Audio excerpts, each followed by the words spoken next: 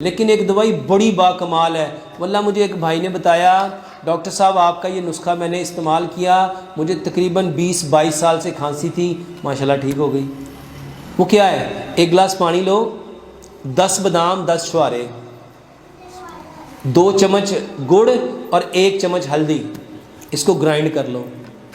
छुहारों की गुठली निकाल के उसको क्या करो, उसमें ग्राइंड कर लो, ये पानी बन जाएगा।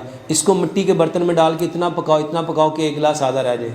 इसको ठंडा कर लो कि 1 चम्मच हर 2 घंटे के बाद चूसो।